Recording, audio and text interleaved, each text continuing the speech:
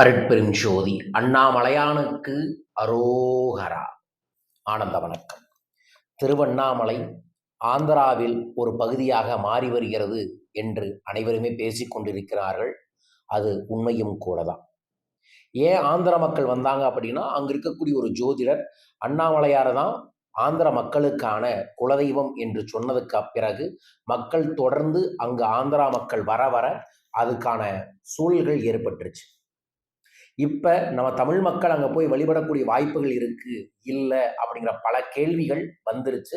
அதனால் நிறைய பேர் என்ன சொல்கிறாங்க, எதுக்கு ஆந்திராக்காரங்க வராங்க, நாங்கள் எங்கள் அண்ணாமலையாரை வழிபடாமல் இருக்குது, திருவண்ணாமலைங்கிற பேரையே விட்டுட்டு அருணாச்சலேஸ்வரர்னு பேர் வைக்கிறாங்க, அருணாச்சலம்னு பேர் வைக்கிறாங்க, அருணாச்சலான்னு பேர் வைக்கிறாங்க, இது எந்த விதத்தில் நியாயம், இது எந்த விதத்திலையும் சரியில்லையே அப்படிங்கிற பல்வேறு விதமான கேள்விகள் எழும்பி இருக்கு. எந்த விதமான மாற்றமும் இல்லை. ஆனால் நான் மறுபடியும் சொல்லக்கூடியது, நினைத்தாலே முக்தி தரும் அற்புதமான அக்னிஸ்தலம் தான் நம்ம அண்ணாமலையார். எந்த தெய்வத்தையும் யாரும் ப்ரொமோட் பண்ண முடியாது. அண்ணாமலையார் ஆதியிலிருந்து இங்கிருக்கார். ஆதியும் அந்தமும் தேடி சென்ற இரண்டு தெய்வத்திற்கே ஆதியும் இல்லை அந்தமும் இல்லை அனைத்தும் நானே என்று வெளிப்படுத்திய அக்னி சுரூபமாக இருக்கக்கூடிய அண்ணாமலையாருக்கு எந்த ஸ்டேட்டிலிருந்து வந்தாலும் சரி அண்ணாமலையார் தான்.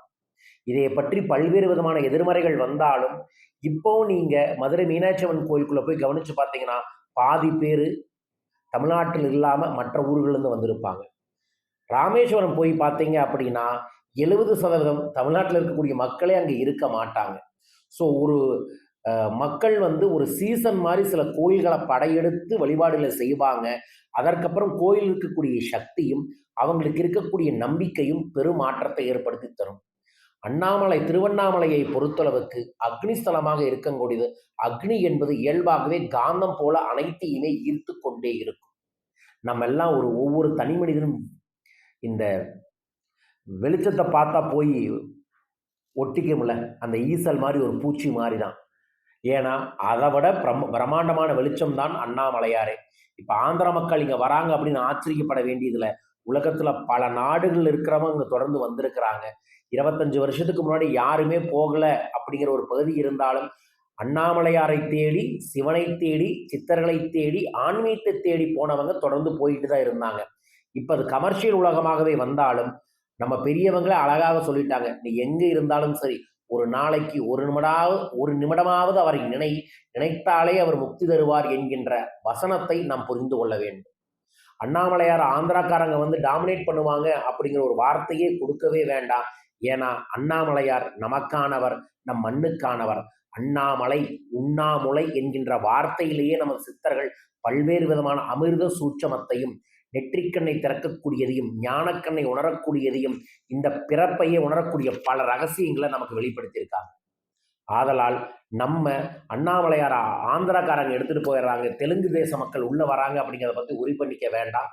ஆனால் அரசு உள்ளூர் மக்கள் வழிபடுவதற்கு ஒரு செப்பரேட்டான ஒரு வழிமுறை கொடுக்கணும். எப்படி டோல்கேட்டில் உள்ளூர் மக்கள் கிராஸ் ஆகிறதுக்கு ஒரு ஸ்பெஷல் பாஸ் கொடுக்குறாங்களோ அதன் படி உள்ளூர் மக்களுக்குன்னு ஒரு தனிப்பட்ட ஒரு நேரத்தை கொடுப்பதற்கும் அல்லது அவர்கள் வரும்போது அவர்களுக்கு ஒரு ஸ்பெஷலான ஒரு தரிசனம் கொடுக்கறதுக்கு ஒரு பாஸ் மாதிரி கொடுப்பதும் தப்பே இல்லை.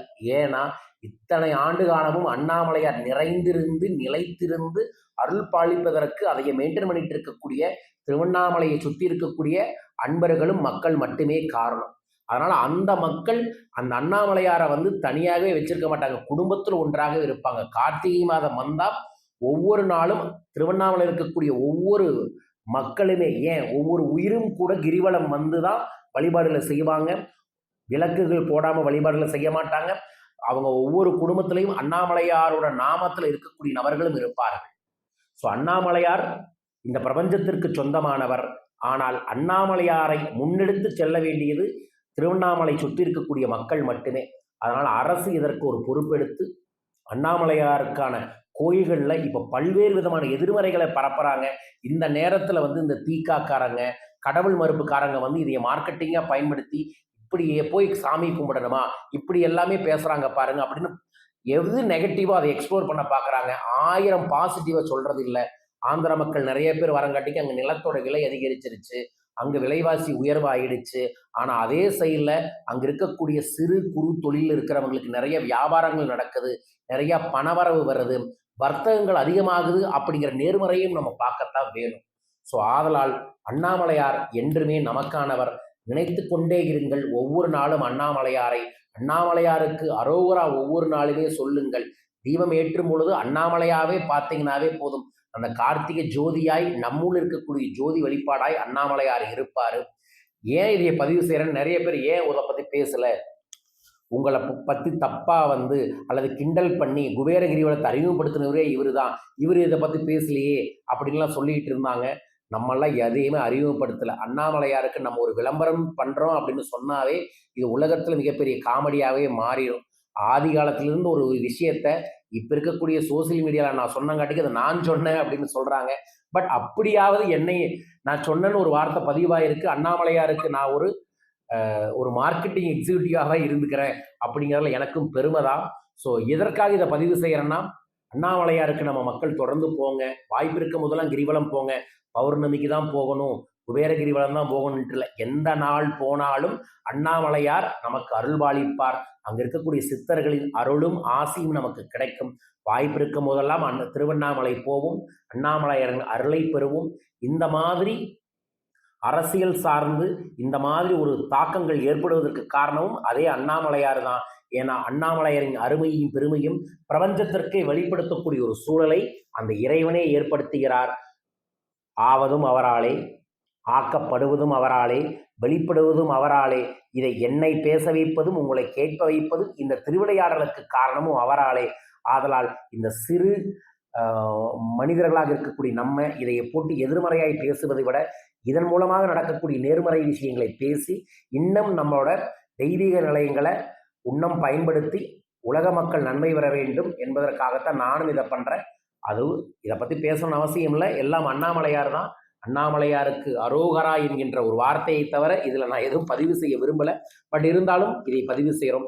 யாருக்கு அண்ணாமலையார் பிடிக்கும்? பிடிக்காதவங்க யாரும் இருக்க மாட்டாங்க. அண்ணாமலையாரே அப்படின்னு கமெண்ட் பாக்ஸில் மென்ஷன் பண்ணுங்க. அவரே அத்தனையும் பார்த்து கொள்வார். அண்ணாமலையாருக்கு அரோகரா.